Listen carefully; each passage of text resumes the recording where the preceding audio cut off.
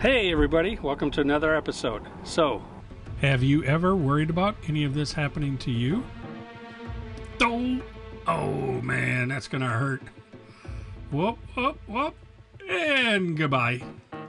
Oh no, a blowout. Here comes the tire that didn't get inspected. Fire! Fire! For those of you that are new, my name is Jeff, and we talk about all sorts of things on this channel. RV repairs, updates, upgrades, how-tos, things like that, and what RV life in general, full-time or part-time. And also we cover a lot of bucket list items. So whatever you have on your bucket list, reach out to me, let me know what it is. I may just pay to help you go do that. So in this episode, we're going to talk about, is your RV ready to go camping? We're getting into the camping season here. We're full swing. Everybody's been getting ready this spring, and you have to make sure that your rig is ready to hit the road. Now this will cover everything, whether you're a Class A, Class C, a travel trailer, fifth wheel, the Class Bs as well, for you guys. So for those of you that are part-time and then your rig has been sitting in storage for several months and now you're ready to take it out and get it out to use, these are very important things you need to do to make sure you're ready to travel down the road. But before we get in all of that, watch this intro and we'll be right back.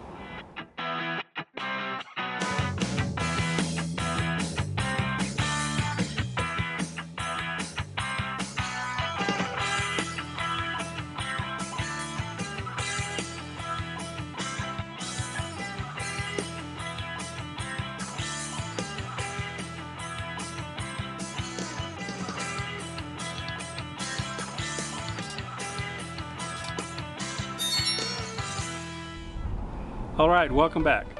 So what do I mean by getting your rig ready to run on down the road? Now there are a lot of things to do to get your rig ready. Most people really focus on the cosmetic things.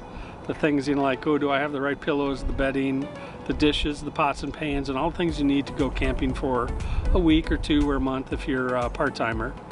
But there's some other things you got to really be aware of and that you must take care of to not only make camping more fun, but to prevent you from having a disaster on the side of the road. So what are those things? Now I'm going to concentrate pretty much on the chassis. Again, I don't care if it's a Class A, B, or C, or travel trailer or fifth wheel. The chassis is something that you're getting abuse all the time when you're running down the road. And if you sit for a while, there's some inspections you need to make to ensure that everything is good and going to keep you safe down the road. Let's dive right into that. The first thing is the obvious thing, the tires. You want to go around and you want to inspect your tires. You want to inspect the depth of the tread, make sure you've got enough life on there and they're not worn out.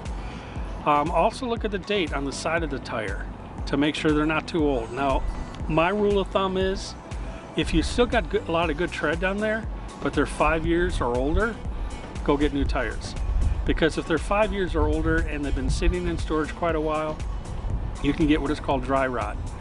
Sometimes it's visible, you can see it, but sometimes you can't see the dry rot. And when that tire gets up to heat, what happens is that it expands and that dry rot that you can't see all of a sudden just blows out. And then you got a disaster on the side of the road with a blown tire or two. So we're going to talk about spares here in a little bit. But always make sure that your tire's in good shape. Again, my rule of thumb is 5 years. Some people I've seen go 6, 7, 8 years on that. To me, that's just a time bomb waiting to happen. So check the date on the tires, check the tread depth on the tires, and then just all around just inspect them. Are they wearing evenly? Should they be rotated? And yes, for those of you on trailers or fifth wheels, you do need to rotate those tires. You have, especially if you have a triple axle, you've got a leading tire, a trailing tire, and then the pivot tire, the center tire. You should rotate those around. And as you all recall, I did a video on how to properly rotate that. So, and then if you don't have a triple axle and you just have a double axle tires, you should rotate those back and forth. You can cross rotate. Just take the back on the one side here, and as you see in the figure, take it over to the front side on the other side and vice versa. Take that one put it over on the back side, and then the back one in the front, and the front and the back from the opposite side. So that's the tires. Those are the first things you should look at. But don't forget to inspect the rims or the wheels themselves that the tires are mounted to. Are they rusted through? Are they bent on the edge? Things of that nature. And don't forget to check the back side of the wheel. You could have hit a rock or a pothole or something and really compressed that tire. Although it didn't pop it, you might have bent the rim in some way. So inspect those really well. Again, for those of you that are full-timers, you probably noticed that right away. For those of you that are part-timers and your rig has been sitting in a storage unit for a few months, always inspect that stuff. Okay, and before we get off the subject of tires, let's talk about your spare tires. Some vehicles or trailers have 2 spare tires, some only have the 1. Whatever you've got, inspect your spare tire. And the same thing applies to the date. Check the date of that spare tire. If it's over 5 years old, it's been sitting there, I'd replace that spare tire. You don't have to go buy a new tire for that. In fact, if you're in the market for new tires, take the best looking one off your rig, make that your spare, and unless it's too old, make that your spare and get new tires for your rig. So if you have 4 tires, you only need to buy 3. You also want to check the valve stem on that. Make sure there's no rust around there or things like that. Oftentimes on a spare tire, the valve stem can dry out as well. And as soon as you put some pressure on it, poof, that pops. So inspect that. So that's the kind of the last thing about tires. Let's move on to suspension. Again, regardless if you have a Class A, B, or C travel trailer or a fifth wheel, you want to inspect your suspension. And that's whether it's a leaf spring, coil, shock absorbers, whatever they are, you want to inspect those. So you visually inspect them. You can test the springs, you can test the shocks, see if you got some good travel on there as you're going over bumps, or depending on the vehicle you've got, you might be able to rock the vehicle a little bit and see how the springs are responding. Are there any leaks? If it's a shock absorber, do you notice any leaks coming out of the shock? Things of that nature. So inspect those, make sure they're all in good shape. Check the little grommets where the bolts are going through the shocks. Make sure those aren't worn out or dry rotted or something like that. And it doesn't hurt to spray a little silicone oil on the rubber grommets within the shock absorbers. Just help keep them a little soft. Now let's look at your other suspension, the springs and or the leaf springs and or the coil springs. Inspect those. On the coil springs, you want to make sure that there's no cracks, breaks, or things of that nature. The same thing is true on these leaf springs. The leaf springs can crack, can break, so you want to look closely for some stress lines of cracks or things of that nature. Look at the U-bolts holding the springs, the leaf springs on. Make sure those are all good. There's nothing broken there, bolt came loose, or things like that. Now, the most important thing, and usually the thing that fails first on leaf springs, I'm going to share, is these hanging brackets. The brackets of these are connected one leaf to the other, and like I have, as you see here, the Cree 3000, and these are all mounted with wet bolts. So if you don't have wet bolts on yours, inspect them really well, make sure they're all in good shape. For those of you that have wet bolts like mine, make sure you grease them, and as you see here, I've just finished greasing them during my inspection. I do this every 6 months. I inspect these wet bolts and make sure everything looks good, inspect all the springs and all that kind of stuff. For your coil springs, you just want to make sure that the top bracket and the bottom bracket, all the bolts are tight and everything else there's nothing loose. Another little trick on the coil springs is get yourself a little pry bar and just stick it in there between the couple coils. Don't hit the shock or anything like that if it's inside there. And just move the spring up and down with the pry bar. Not a lot of pressure, you just want to make sure it's tight and seated and it's not going to pull up or anything like that. Okay, so that's another little test you can do. So we've covered the tires and we covered the suspension. Now let's talk about the motor. So if you've got a drivable RV, you need to inspect some of the things in the motor. When's the last time you changed your oil? Is the oil change needed? Get that done. If you do it yourself, that's fine, or take it somewhere, but just get it done if it's needed. If you have a vehicle that's been sitting quite a while they say you can let it go 3, 4, 5, 6,000, 10,000, depending on what type of vehicle you've got. If you're letting it sit for a couple of months, the oil will break down, and I would suggest that if you're starting a new season, start with a new clean oil change.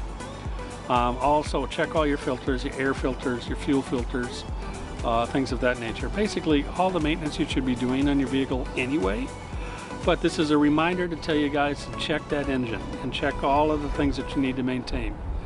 If you've got a diesel engine, you're going to have some water separators. Make sure you inspect those and clean those out if they needed to be cleaned, and puts the new filters on, the pre-filter and the after filter on your fuel systems. Depending on the rig that you've got, you might have up to 3 fuel filters. Most have 2, but some have 3. So check all of them. For those of you with gas-powered engines, you typically only have the 1 fuel filter. Sometimes you have 1 on the chassis and 1 by the engine. So make sure you inspect and replace those as needed. Now, gas in a vehicle that is a gas-powered, fuel can tend to varnish. Hopefully you put a little additive in your fuel tanks and ran that a little bit before you stored it. That basically helps reduce the varnishing that you get in your fuel systems and injectors or carburetors, depending on the type system that you've got. Highly recommend you use the fuel additive there. So that's the engine. Now, getting back to the travel trailers and or fifth wheels, you also want to inspect the whole undercarriage of the unit. You've got the plastic liner that's pretty much covering on most of the trailers out there. You want to make sure there's no tears or it's flopping down or the brackets that's holding it up has come loose. Inspect all of that. Nothing worse than going down the road and a little bit of wind gets on it and it starts pulling it back and peeling like a can of sardines. And then all your insulation falls out, all sorts of other issues that you've got. So make sure you inspect all of that undercarriage. Yeah, it's going to require you to crawl under your rig, but it's a necessity that you're going to have to do. Now let's move on to the electrical system, and that includes your brake lights, tail lights, running lights, the connection between your tow vehicle and your trailer if that's your situation. If you're a drivable unit, a class A, B, or C, you want to inspect all of the lights on the rig. Your marker lights on the front and back, don't forget those. There are some states, depending on where you go, they'll pull you over and give you a ticket if you've got a couple marker lights out on the top of your rig. So make sure you inspect those and make sure they're all working and operating correctly. Another simple thing to check is your horn. If you've been sitting a while, you'll find that rodents, if they get in your vehicle, they like to chew on the casing or the wire and chew that casing off the wire.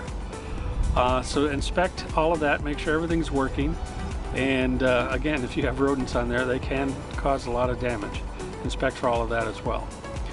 But once you're done checking with all the electricity, make sure you do a test on the lights and get a person to help you and make sure that your turn signals, hazards, brakes, everything else works. And another important light to inspect is your license plate light. Make sure that is working. Again, as you probably already know, that's a big no-no. Most states will pull you over if your license plate light is not working. So when you're checking out all your lights, make sure you're checking that light as well. It's a simple change to change a bulb if you need it, or if it's a rodent ate through the wires on that, it should be a simple fix. What I talk about in inspection is your brakes. Again, class A, B, or C, doesn't matter, travel trailer or fifth wheel. You need to inspect these brakes. Now on a class A, B, or C, the drivable rigs, they're fairly simple to inspect. If you've got disc brakes, real easy to inspect. You can, don't even need to pull a wheel, but it does make it a lot easier. But if you just situate the brake, you'll notice on the calipers there's a little sensor on there, or not sensor, but a gauge on there where you can see how much pad you got left on both sides of the rotor. And it's also got a squeal thing on there. It'll start squealing if they're worn out. But inspect to make sure you've got enough meat on those pads. And also look at the roller.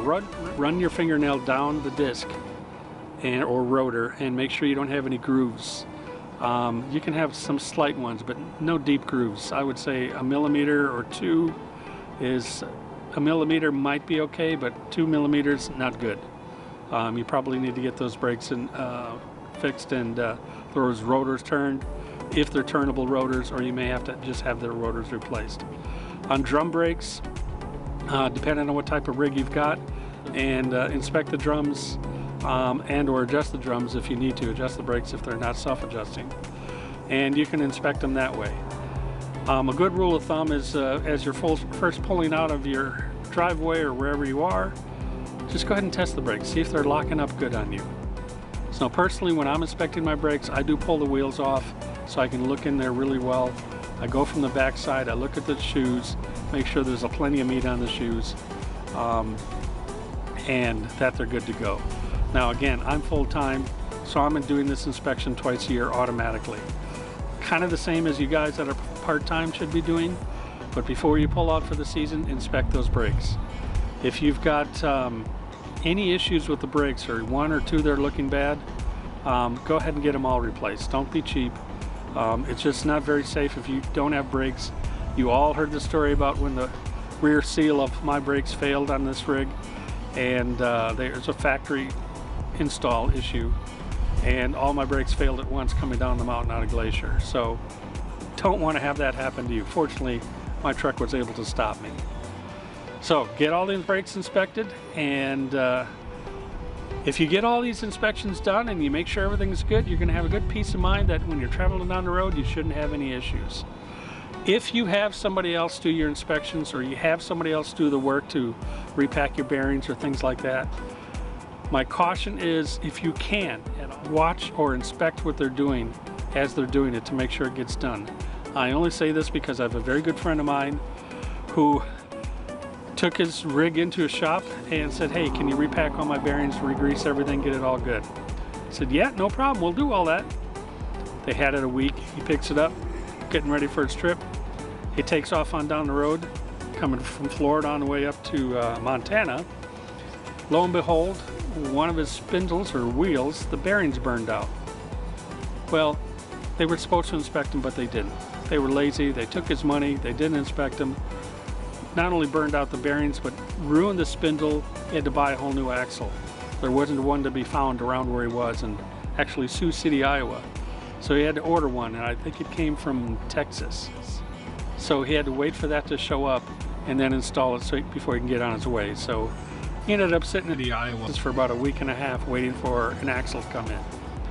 So my advice is, if you're taking it to a shop because you're not quite sure how to do this, or you don't want to do this yourself, make sure you just kind of watch what they're doing, and they physically actually pull the wheels off, pull the bearings out, and repack the bearings the proper way. So just a little word to the wise. Not all shops are dishonest like that, but from time to time you're going to come across that, and you don't want that to happen to you. That'd be a horrible experience to run down the road and your bearings burn up on your axle. All right, another thing to inspect is your landing gear. Again, if you're a Class A, B, C, doesn't matter, or a travel trailer, fifth wheel, the landing gear that helps you level your rig when you get to your campsite. Make sure you inspect all of that. For those Class A, B, or C's, they're mostly hydraulic driven.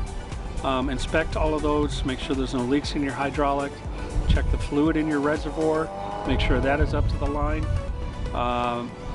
Make sure you checking the pistons of the jacks going up and down. Do a test before you hit the road. Make sure everything is working fine. And if you guys have a slight leak, try to solve that leak, because when you get on down the road and you've got a leak of hydraulic fluid coming out, that can cause you a problem. If you run out of fluid, A, you're never going to get the rig level, and B, it's quite often is the first jack, because you're out of fluid, is going to take all the fluid and jack it way up, and the rest of the jacks won't go down, and then you'll have a camper sitting like this or something like that, and you won't be able to put it back down because there's no fluid left in the reservoir. Fluid has to be in the reservoir, so fluid can go both ways in those lines. So make sure you inspect that. For those of you that have the ratchet or mechanical type of levels, just again, same thing, just put them down, make sure they're locking in place. Bring a can of WD-40, spray those pins, spray those locks, spray those gears, just lubricate them so they're operating and moving smoothly. In a video coming up here pretty soon, I'm actually going to do a whole video on hydraulic systems. So if you've got a hydraulic level system, we're going to go through all of that as well. Okay, so as I mentioned before, there's a lot of things to inspect on your rig, but we just covered today basically your chassis. A little bit of electronics or electrical and a little bit of motor, but really inspect that chassis.